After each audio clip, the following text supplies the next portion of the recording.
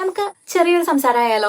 ഇന്നലെ ഞാനൊരു വീഡിയോ ചെയ്തായിരുന്നേ. ആ ഒരു വീഡിയോയുടെ ഇടയിൽ വന്ന ഇൻവെസ്റ്റ്മെന്റിനെ കുറിച്ചുള്ള കമന്റ്സ് എന്നെ ഭയങ്കരമായിട്ട് എന്റെ ഹൃദയത്തിൽ അങ്ങ് ടച്ച് ചെയ്തു. ഇതെനിക്ക് ഇത്ര നാൾ അറിയാതെ പോയല്ലോ എന്ന് ഓർത്തിട്ട് ആ ഒരു കാര്യം നിങ്ങൾക്ക് കൂടെ ഷെയർ ചെയ്യാൻ വേണ്ടിയിട്ടാണ് ഞാൻ വന്നത്. 4 പേർക്ക് ഉപകാരപ്പെടുന്നെങ്കിൽ ഉപകാരപ്പെട്ടോട്ടെ. അതിനു മുന്നേ നിങ്ങൾ ഈ കമന്റ്സ് ഒക്കെ ഒന്ന് കണ്ടിട്ട് പോരെട്ടോ. ഞാനിങ്ങനെ ജസ്റ്റ് കാണിക്കാം, നിങ്ങൾക്ക് വേണമെച്ചാൽ വായിച്ചാൽ മതി. കുറച്ച് ആളുകളുടെ ചിന്താഗതി എന്നെ ഭയങ്കരമായിട്ട് അത്ഭുതപ്പെടുത്തിട്ടോ. കാര്യം എന്താന്ന് വെച്ച് കഴിഞ്ഞാൽ അവര് മക്കളെ കാണുന്നത് അവരുടെ ഒരു ഫ്യൂച്ചർ ഇൻവെസ്റ്റ്മെന്റ് ആയിട്ടാണ്. സ്വന്തം മോൻ ഭാര്യയുടെ കൂടെ ഒരിടത്തോട്ട് മാറി താമസിക്കാൻ പാടില്ല. ആ മോൻ തന്നെ ഒരു ജോലിക്ക് വേണ്ടിയിട്ട് കാനഡയ്ക്കോ UK-ക്കോ UAE-ക്കോ എവിടെ വേണേ പൊക്കോട്ടെ, എവിടെ വേണേ നിന്നോട്ടെ, എത്ര നാള് വേണേ പണിയെടുത്തോട്ടെ, ഒരു പ്രശ്നമില്ല. പൈസ കിട്ടിയാൽ മതി. ഈ ഒരു സംഭവം മാത്രമുള്ളപ്പോ വീട്ടുകാർക്ക് പ്രശ്നമില്ല. നാട്ടില് ഭാര്യയായിട്ട് നിന്ന് കഴിഞ്ഞാൽ അത് പ്രശ്നം, പുറത്തേക്ക് ഭാര്യയെ കൊണ്ടുപോയി കഴിഞ്ഞാൽ അതും പ്രശ്നം. ഈ മനുഷ്യരുടെ കാഴ്ചപ്പാടൊക്കെ എത്ര വ്യത്യസ്തമാണല്ലേ.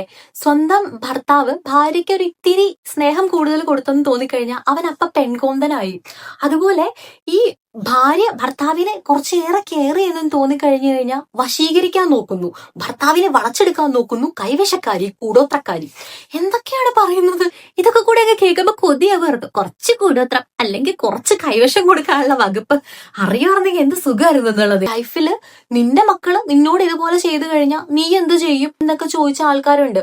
എന്റെ മക്കള് എനിക്ക് നാളെ ചെലവിന് തരും എന്ന് വിചാരിച്ചിട്ടല്ല ഞാൻ അവരെ വളർത്തിക്കൊണ്ട് വരുന്നത്. അവർക്ക് അവരുടെ ഇഷ്ടത്തിന് ജീവിക്കാനുള്ള പൂർണ്ണ സ്വാതന്ത്ര്യം കുറച്ച് നാൾ കഴിയുമ്പോൾ അവർക്ക് കിട്ടും.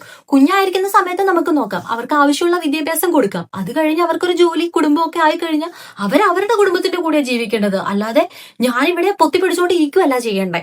അപ്പൊ അതുകൊണ്ട് തന്നെ എനിക്ക് എന്റെ കൊച്ചിനെ വേറെ ഒരു വീട് വെച്ച് അവിടെ താമസിപ്പിക്കുന്നതിനോ ഭർത്താവുമായിട്ട് അത് ഒരുമിച്ച് താമസിക്കുന്നതിനോ അല്ലെങ്കിൽ ഭാര്യയായിട്ട് ആളാ ഒരുമിച്ച് താമസിക്കുന്നതിനോ ഒന്നും എനിക്കൊരു പ്രശ്നമില്ല. ഭാര്യ പറയുമ്പോ ഭർത്താവ് ഒരു കാര്യം തലയാട്ടി സമ്മതിക്കുന്നത് പെൺകോന്തനായതുകൊണ്ടല്ല, അത് റെസ്പെക്ട് ഉള്ളതുകൊണ്ടാണ്. അതേ കാര്യം ഭർത്താവിന്റെ അമ്മ പറയുന്ന അല്ലെങ്കിൽ ഭർത്താവിന്റെ അമ്മയും അച്ഛനും ആരെങ്കിലും പറയുന്ന ഒരു കാര്യം ഭർത്താവ് കേട്ട് കഴിഞ്ഞാൽ പുള്ളീനെ എന്താണ് പെൺകോന്തെന്നോ മണ്ണുണ്ണീന്നോ പാലുണ്ണീന്നോ ഒന്നും വിളിക്കാത്തത്? അതെന്താണ് അങ്ങനെ? പറ്റിച്ചിട്ട് പോകുന്ന ഒരു പറ്റ ആൾക്കാരുണ്ട്. അങ്ങനെയുള്ള ആൾക്കാരുടെ കമന്റ് കണ്ടപ്പോ എനിക്ക് സത്യം പറഞ്ഞ സങ്കടം വന്നിട്ടോ. എനിക്കറിയാവുന്ന രീതിയിൽ ഞാൻ അങ്ങനെയുള്ളവരോടൊക്കെ പറഞ്ഞിട്ടുണ്ട്. അത് ഞാൻ റിയലി സോറി ഫോർ ദാറ്റ്. നിങ്ങൾ ആരെങ്കിലും ഒരു ഡോക്ടറെയോ സൈക്കോളജിസ്റ്റിനെയോ അതുമല്ല ഏതെങ്കിലും കൗൺസിലിംഗ് നടത്തുന്ന ആളുകളെയോ കണ്ട് ഒന്ന് സംസാരിക്കുന്നത് നല്ലതായിരിക്കും. നിങ്ങൾ പറയുന്ന പല കാര്യങ്ങൾ കൊണ്ടും അല്ലെങ്കിൽ നിങ്ങൾ ഒരാളുടെ മെന്റൽ പീസിൽ ഒരു ഇറിറ്റേഷൻ ആവേണ്ട കാര്യമുണ്ടോ? അല്ലെങ്കിൽ അവർക്കൊരു ഹോപ്പ് കൊടുക്കുന്ന സംസാരങ്ങള് പ്രതീക്ഷകള് ഒക്കെ നശിപ്പിച്ചിട്ട് എന്താണ് കിട്ടുന്നത്? ഒന്നും കിട്ടാനില്ല. അപ്പൊ അങ്ങനെയുള്ള നിങ്ങൾക്ക് താല്പര്യമില്ലാത്ത കാര്യങ്ങൾ നിങ്ങൾ സ്ക്രോൾ ചെയ്ത് വിടുക. മറ്റുള്ളവർക്ക് വാ കൊണ്ടും പ്രവൃത്തി കൊണ്ടും ഉപദ്രവം ഉണ്ടാക്കാതിരിക്കുക. അപ്പൊ താങ്ക് യു.